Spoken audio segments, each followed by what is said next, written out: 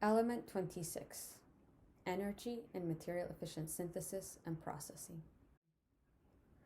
Synthesizing, transforming, and manufacturing raw materials into the desired chemical products requires the input of energy to drive the reaction. Both the amount and form of energy used have significant impact on the environmental cost of carrying out these chemical transformations. Recent advances have been made to reduce the overall energy demand and subsequent environmental and economic impacts of chemical production by exploring different means of energy delivery, such as mechanochemical, electrochemical, photochemical, and electromagnetic driven chemical transformations.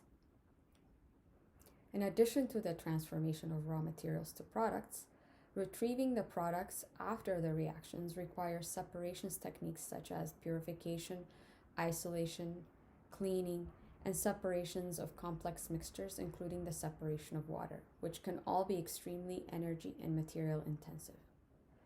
Ensuring the effectiveness, efficiency, and sustainability of these necessary processes will require the development and utilization of new separations approaches and methods.